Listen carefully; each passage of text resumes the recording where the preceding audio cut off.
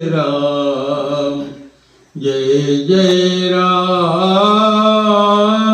जय सिया राम जय जय सिया राम। श्री राम जय जय राम जय सिया राम जय सिया राम। जय रघुनंदन जय सिया राम सीता राम जय सीता राम। जय रघुनंदन जय सिया राम सीता राम जय सीता राम। जप ले राम का नाम अंत समय में आएगा काम। जप ले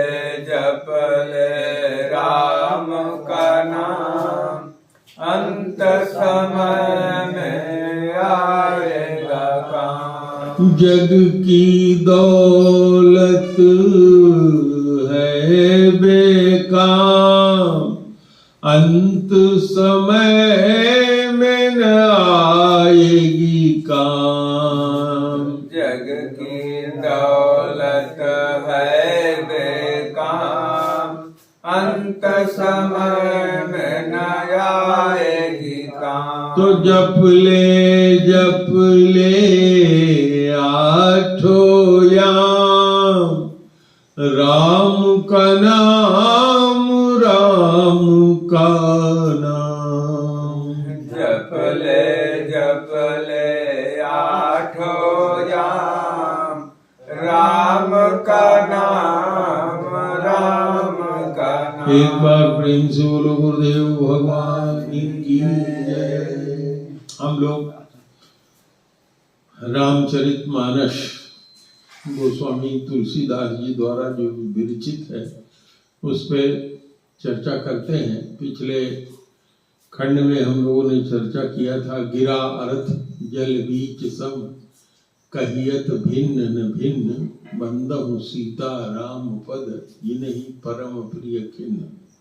जैसे मैं बोल रहा हूं तो इसको कहते हैं वाणी, और जो शब्द निकल रहा है ये वाणी से ही निकल रहा है और इसका अर्थ आप लोगों को बोधगम्य हो रहा है, समझ रहे हैं आप कि मैं क्या बोल रहा हूं। इसी तरह से जो पानी होती है उसमें देखते हैं कि हिलोरे चलते रहते हैं, तो क्या पानी और उसके लहर को हिलारा जो उसमें चलता है उसको अलग अलग कह सकते हैं? अर्थात नहीं। इसी तरह से जो शब्द निकलता है उसके साथ ही उसका अर्थ होता है। इसी तरह से सीता और राम अलग अलग नहीं।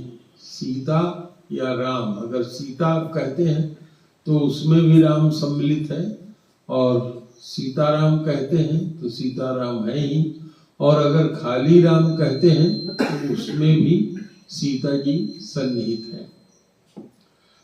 गोस्वामी जी ने पिछले बार हमने आप लोगों से चर्चा किया था कि वेदांग सब में जो राम की परिभाषा है, राम कौन है, वो सब को पूरा सुंदर ढंग से व्यक्त किया है उन्होंने रामायण में, और बहुत ही अच्छी तरह से हिंदी में, साधारण हिंदी में, जो अभी हम लोग चर्चा कर रहे थे बालकांड की शुरुआत से, तो उसमें जगह जगह जो गोस्वामी जी ने कहा था अब अपने उस विषय पर वो आ रहे। तो कौन राम है, राम में र का मतलब क्या है, उसके जो आ की मात्रा है उसका मतलब क्या है, म का मतलब क्या है, राम से क्या तात्पर्य है, अर्थात सारा ब्रह्मांड राम के विहीन अगर उससे निकाल लीजिए तो क्या कुछ बचता है या कुछ नहीं बचेगा। इस सारी की सारी बात आज जो हम लोग चर्चा करने जा रहे हैं उसमें गोस्वामी जी ने लिखा है। आज की चौपाई जो हम लोग चर्चा कर रहे हैं वो इस तरह से है। बंदहु नाम राम रघुवर को, हेतु कृशानु भानु हिम कर को। कहें कि भगवान राम के उस नाम का मैं ले रहा हूं, उस नाम को ले रहा हूं जो रघुवर का राम है। रघुवर के राम का मतलब रघु के खानदान में जो राम हुए, अर्थात रघु जिनके खानदान में दशरथ हुए, अज हुए, दशरथ हुए, दशरथ के बाद राम हुए, तो उन राम का नाम मैं ले रहा हूं जो सगुन राम है, जो मनुष्य के रूप में रघुवर के खानदान में रघुवर राम है, जो आज दशरथ इत्यादि के खानदान में पैदा हुए हैं। रघुवर में रघु शब्द जो है वो उनके खानदान का प्रतीक है। रघुवर, वर माने श्रेष्ठ, रघुवर माने राजा रघु के खानदान के जो सबसे श्रेष्ठतम व्यक्ति हैं, उन राम के नाम की वंदना करता हूं। यह राम नाम है का हेतु, राम बना है र अक्षर से, उस पे आ की मात्रा है और म है। यह र आ की मात्रा और म, इसी के कारण कृशानु माने अग्नि, भानु माने सूर्य और हिमकर माने चंद्रमा, ये तीनों का प्रतीक है। तो कहो कैसे? अग्नि का बीज मंत्र होता है रंग, उसमें कौन सा अक्षर आता है? र। और राम के नाम में कौन सा पहला अक्षर आता है? र।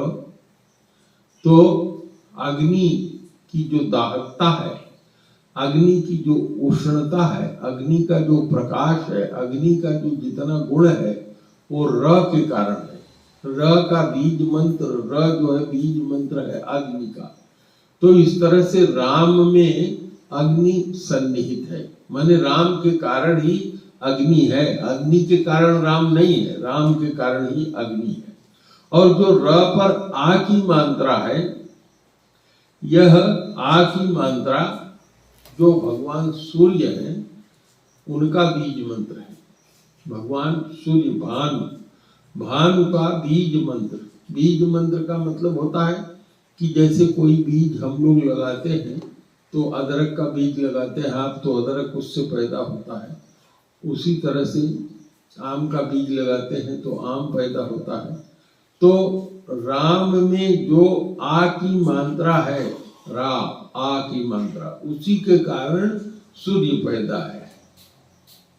और म जो है बीज मंत्र है चंद्रमा का। तो राम अगर कहते हैं तो इसका मतलब क्या हुआ? सारा ब्रह्मांड राम के नाम में ही निहित है। यानी अगर राम के नाम को इस ब्रह्मांड से निकाल दें तो ब्रह्मांड का कोई अस्तित्व नहीं है। अर्थात यदि ब्रह्मांड है तो किस कारण है? राम के कारण ही है। अर्थात राम ने ही इस सारे ब्रह्मांड को क्या किया है? पैदा किया है। और इस ब्रह्मांड के चलते रहने के कारण भी राम है। और इसका जब कभी नाश होगा तो उसके भी कारण कौन है? राम है। और वो राम कौन है? रघु के खानदान में, आज रघु दशरथ के खानदान में जो महापुरुष राम पैदा हुए, उन्हीं राम के नाम की मैं वंदना करता हूँ, यह गोस्वामी जी कहते हैं। तो जब आप राम नाम लेते हैं तो समझ लीजिए कि कोई चीज बची, ब्रह्मांड में कोई चीज बची नहीं। 3 अक्षर में ही सारा निहित है। और ये है क्या राम नाम? विधि हरि हर मय वेद प्राण सो, अगुण अनुपम गुण निधान सो। ब्रह्मा जी कैसे पैदा हुए? राम के कारण।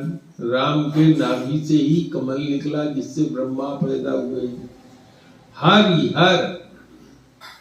हरि विष्णु जी, हर शंकर जी, वेद इत्यादि के प्राण स्वरूप। जैसे हम लोग जिंदा हैं, क्यों? क्योंकि हमारे अंदर प्राण है। ऐसे ही ब्रह्मा के, विष्णु के, शंकर के, वेद के, सबके प्राण कौन है?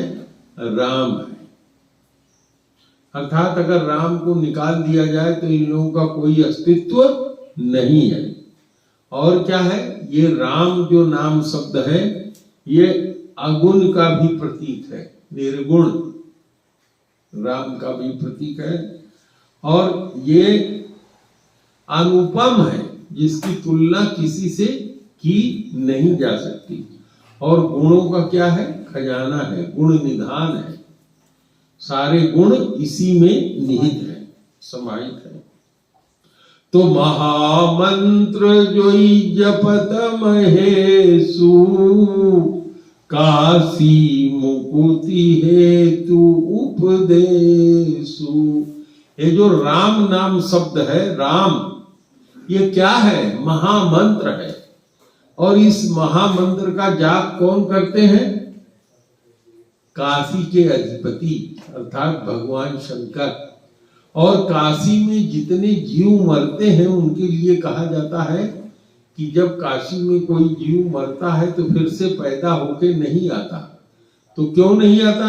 क्योंकि काशी में जब कोई भी जीव मरने की स्थिति में आता है तो भगवान शंकर उस मरने वाले जीव के कान में राम नाम का मंत्र दे देते हैं। और राम नाम का मंत्र उसके कान में मिलने के कारण वो फिर से इस संसार में पैदा होकर के नहीं आता, अर्थात मुक्ति पा जाता है। तो भगवान शंकर की वह शक्ति जिससे वो मुक्ति प्रदान करते हैं वो क्या है? राम है। तो यह राम क्या नाम है? राम महामंत्र है। राम का नाम जो राम शब्द हम कहते हैं, ये क्या है? महामंत्र है, मंत्रों का मंत्र है। इससे बड़ा कोई मंत्र है ही नहीं। तो महामंत्र जोई जपत महेशु, अकाशी मुकुति हेतु उपदेशु। महिमा जासु जान गण राउ, प्रथम पूजियत नाम प्रभाऊ। एक बार सारे देवताओं में ये होड़ लगी कि ये जो ब्रह्मांड राम नाम का प्रतीक है, ब्रह्मांड, इसका कौन कितनी देर में परिक्रमा करके आ जाता है। जो सबसे पहले परिक्रमा करके भगवान शंकर के पास पहुंच जाएगा उसी की सबसे पहले पूजा होगी। यह हुआ कि सबसे पहले किस देवता की पूजा किया जाए? यह हुआ कि जो सारे ब्रह्मांड का चक्कर लगा करके सबसे पहले भगवान शंकर के पास पहुंच जाएगा वही प्रथम पूजा जाएगा। अगर कोई भी काम किया जाएगा तो पहले उसी की पूजा की जाएगी। तो सब देवताओं के पास तो सब तरह के वाहन थे। किसी के पास मयूर है, किसी के पास शेर है, किसी के पास हाथी है। सारे वाहन सबके अलग अलग हैं। लेकिन गणेश जी बेचारे का वाहन क्या है? चूहा है। तो अगर वो चूहे पर बैठ करके ब्रह्मांड की परिक्रमा करना चाहते तो कभी पूरा नहीं होता। लेकिन उन्होंने दिमाग लगाया। क्या दिमाग लगाया? कि राम का नाम में ही सारा ब्रह्मांड समाया हुआ है। तो उन्होंने राम लिख दिया धरती पर, लिख करके उसी के साथ परिक्रमा कर लिए और करके अपने पिता शंकर जी के सामने उपस्थित हो गए। तो राम नाम की महिमा कौन जानता था? गणपति जी जानते थे, गणेश जी जानते थे, जिसके कारण गणपति जी सारे देवताओं में प्रथम पूज्य हुए, क्योंकि राम नाम की क्या महिमा है ये कौन जानता था? गणेश जी।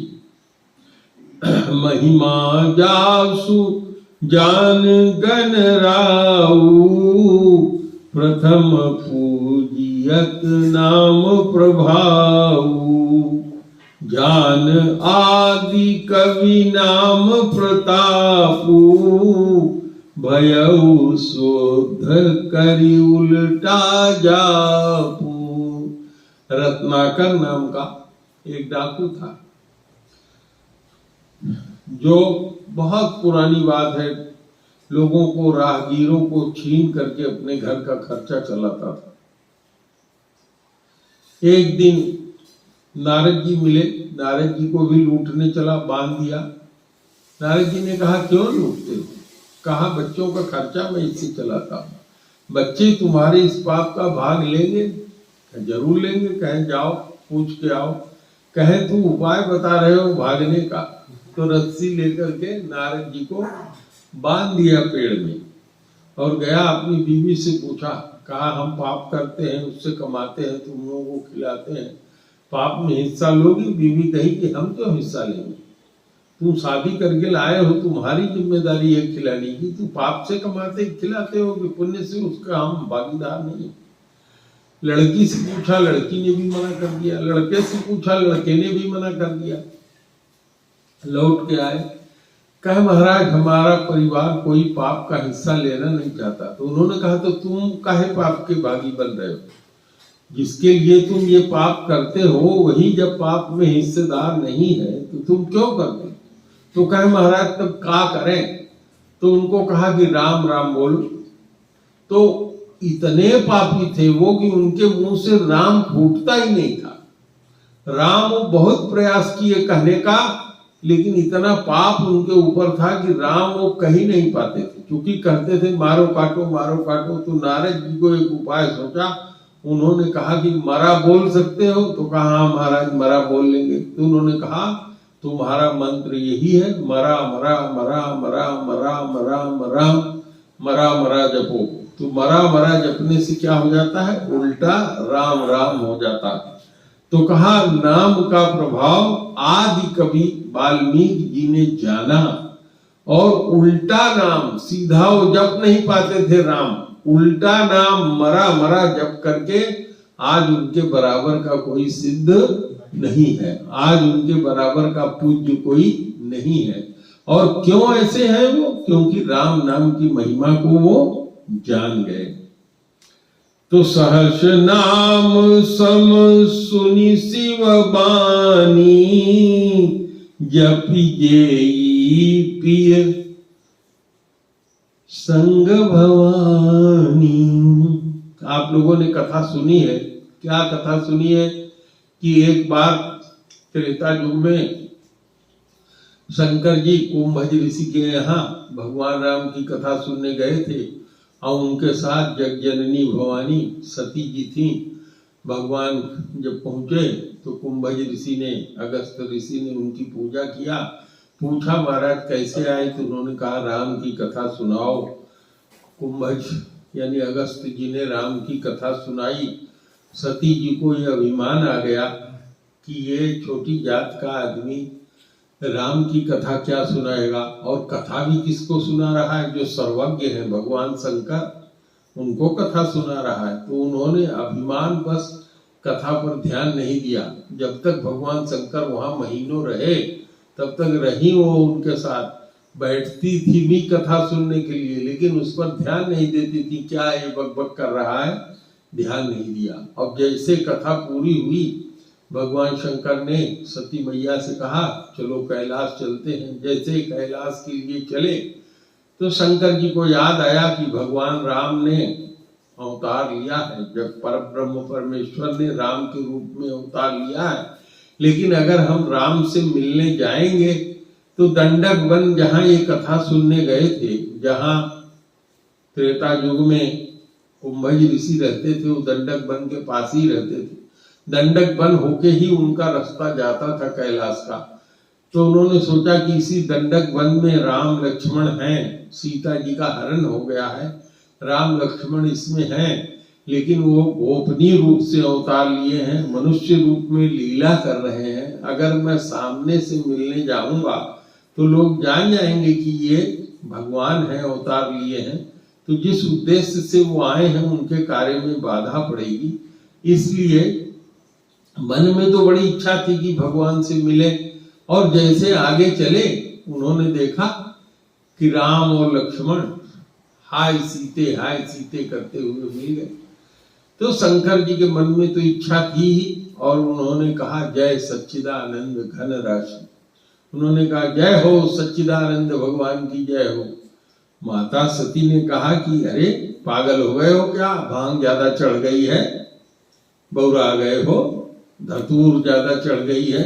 अरे ये राजा के राजकुमार जिनकी पत्नी खोए गई है उसको सीते सीते करके पूछ रहे हैं, भौरा से पूछ रहे हैं, पेड़ से पूछ रहे हैं, पशु पक्षी से पूछ रहे हैं कि तुम लोगों ने सीता को देखा है। अरे जो आदमी अपने औरत का पता नहीं लगा सकता, नहीं जानता है, उसको तुम सच्चिदानंद कह रहे हो, उसको ब्रह्म कह रहे हो, उसको दिनेश कह रहे हो, उसको महाप्रभु कह रहे हो। तो उन्होंने कहा हाँ ये लीला कर रहे हैं, ये हैं वही लीला बस पैदा हुए हैं, तुम मेरी बात मान लो। सती जी ने कहा कैसे मान ले, आप कह दे तो मान ले। अरे कहें ये वही राम है जिनकी कथा हम लोग वहां सुन रहे थे। तो सती जी कथा मन लगा के तो सुनी नहीं थी, उनके समझ में आया नहीं। तो शंकर जी ने जब बहुत समझाया तो सती जी ने कहा कि मैं तो परीक्षा लेना चाहती हूँ। तो शंकर जी ने कहा जाओ परीक्षा लो, लेकिन सोच विचार के परीक्षा लेना। सती जी परीक्षा लेने के लिए इधर से राम लक्ष्मण जा रहे थे, उधर सामने से सीता का भेष बना करके आई और सोची कि ये लोग तो समझ नहीं पाएंगे और कहे कि सीता मिल गई। और पहले लक्ष्मण जी ने देखा तो लक्ष्मण जी तो राम जी का स्वभाव जानते थे, वो चुप ही रहे।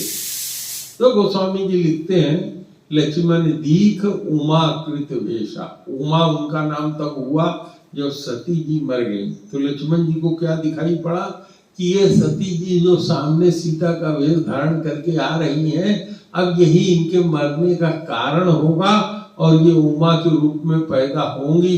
इसलिए अपने संकोची स्वभाव के कारण भाई के सामने उन्होंने कुछ बोला नहीं। अब भगवान राम ने जब देखा माता सती को तो उन्होंने कहा हे मैया, हे सती मैया, अरे बैल पर चलने वाले तुम्हारे पतिदेव कहाँ है, अकेले जंगल में काहे घूम रही हो,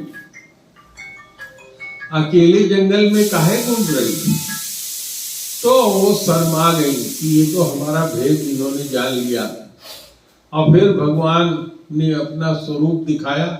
क्या स्वरूप दिखाया कि देख रहे हैं कि भगवान राम बैठे हैं और शंकर जी सैकड़ों शंकर, सैकड़ों पार्वती, सैकड़ों सती, ब्रह्मा की पत्नी विष्णु, विष्णु की पति लक्ष्मी जी, विष्णु की पत्नी लक्ष्मी जी, सब लोग कौन क्या कर रही हैं, राम जी की पूजा कर रही हैं। तो परेशान हो गई। जिधर आंख घुमा के गर्दन घुमा के देखे उधर राम लक्ष्मण सीता, जिधर देखे उधर राम लक्ष्मण सीता। दिमाग उनका चक्कर खा गया, आंख मूंद करके बैठ गई और मन में मनाने लगी कि हे प्रभु मेरे से गलती हुई, अब हमको माफ कर दो। तब भगवान राम ने अपना माया खींच लिया।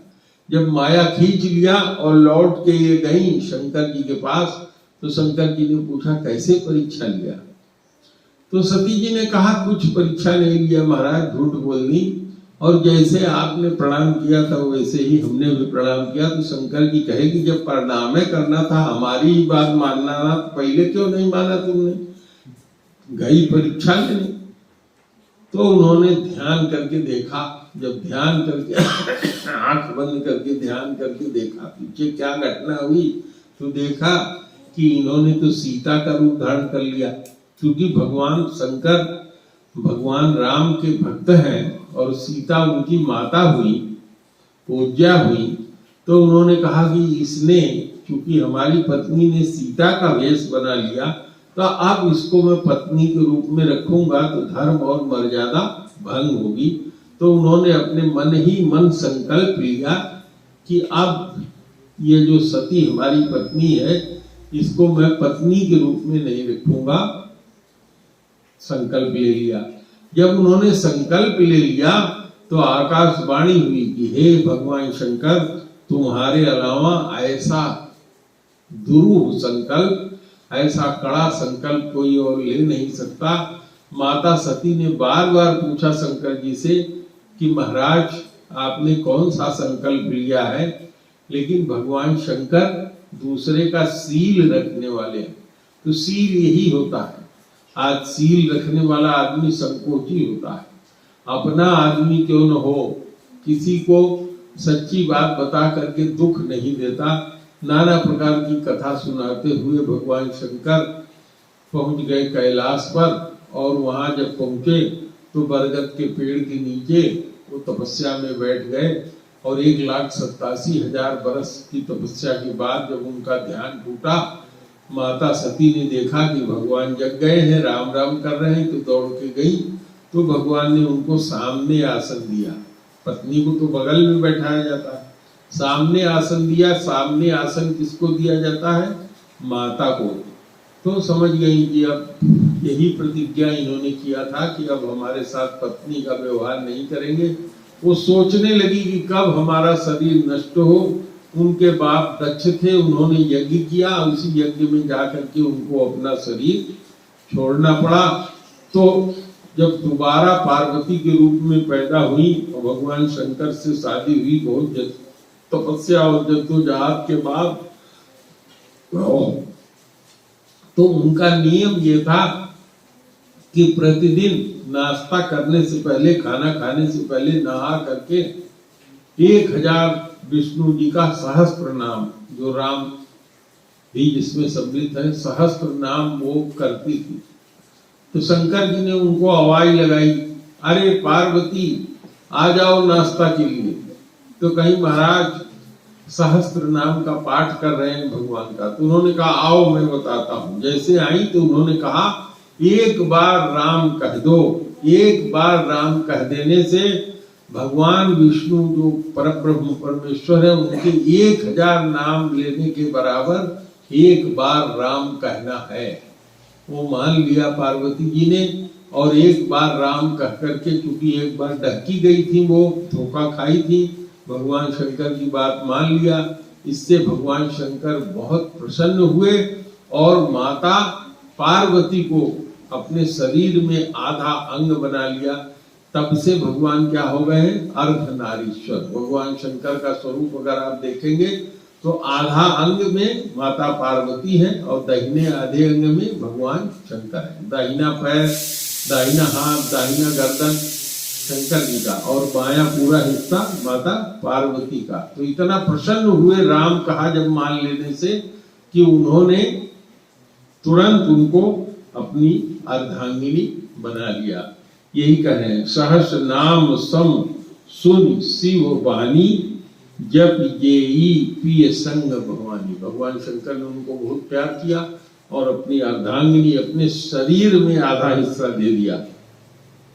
हर से हेतु हेरी हर ही को, अकिय भूषण तिय भूषण ती को।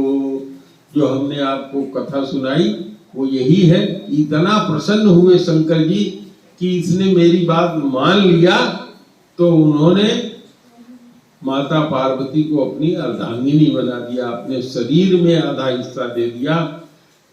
भगवान राम के नाम, राम कहने का नाम प्रभाव जानी शिवनी को। राम नाम का प्रभाव शंकर जी से बढ़िया कोई नहीं जानता। कहा कैसे? कहा कि जब समुद्र मंथन हुआ देवताओं और राक्षसों के द्वारा, तो उससे क्या निकला? विष निकला, और उस विष को कहा गया शंकर जी को कि आप पी जाओ। तो शंकर जी ने कहा राम नाम लेकर के विष को पी लिया। तो विष और राम मिल करके क्या हो गया? विश्राम। भगवान शंकर को विश्राम मिल गया, उसको उन्होंने गले में रख लिया अपने, तब से उनका नाम क्या हो गया? नीलकंठ। इसीलिए गोस्वामी जी लिखते हैं कि राम के नाम का प्रभाव, सच्चा प्रभाव भगवान शंकर जानते हैं, और राम का नाम लेकर के वो ऐसा संसार के हित में विष पी गए जिसको कोई पी नहीं सकता था, जिससे संसार जला जा रहा था। आगे गोस्वामी जी कहते हैं, वर्षा ऋतु रघुपति भगति तुलसी साली सुदास। जो बरसात का समय है, जैसे ये वर्षा हो रही है, तो ये वर्षा किसके लिए प्रिय है? धान के लिए। तो इसको कहा कि ये जो वर्षा की ऋतु है ये भक्ति है, इसकी तुलना भक्ति से किया। और अपने लिए गोस्वामी जी ने कहा कि मैं धान का पौधा हूं। तो भगवान राम की जो भक्ति है वो वर्षा ऋतु है, और गोस्वामी जी कहते हैं कि उनके जो भक्त हैं वो पेड़ हैं। किस चीज के? धान के। धान के बिरवा है, और धान के बिरवा को क्या चाहिए? पानी चाहिए। तो ऐसे भगवान के जो भक्त हैं उनको क्या चाहिए? राम का नाम चाहिए। राम नाम से ही वो सुखी रहते हैं, जैसे धान पानी से सुखी रहता है। तो कहते हैं कि वर्षा ऋतु भक्ति है, और भगवान का जो नाम है वो भक्ति का फल देने वाला है, और जो भक्त लोग हैं वो धान के समान है। राम नाम पर बरन जुग, और राम का नाम क्या है? जुग माने दो है। कौन महीना? सावन भादो मास। 2 महीने को बरसात की ऋतु कहा जाता है, सावन और भादो। तो सावन और भादो 2 महीने में क्या होती है? ज्यादा वर्षा होती है। तो जैसे वर्षा ऋतु मिलने से सारे वृक्ष पौधे सब सुखी हो जाते हैं, वैसे ही राम नाम का 2 अक्षर का राम नाम लेने से जितने भी जीव हैं वो अपने सारे शोक से क्या हो जाएंगे? मुक्त हो जाएंगे, प्रसन्न हो जाएंगे। तो आज इतना तक ही रखते हैं। काफी बड़ा प्रसंग और अच्छा प्रसंग है, तो इससे आपको राम नाम की महत्ता समझ में आई होगी। इसलिए हमको हर समय राम नाम का ही जप करना चाहिए। तो श्री राम जय राम, जय जय राम, जय सिया राम, जय जय सिया राम। श्री राम जय राम, जय जय राम, जय सिया राम, जय जय सिया राम। जय रघुनंदन जय सिया राम, सीता राम जय सीता राम। जय रघुनंदन जय सिया राम, सीता राम जय सीता राम। एक बार प्रेम से बोलिए गुरुदेव भगवान की जय। इससे आगे का प्रवचन अगले रविवार के सत्संग में होगा।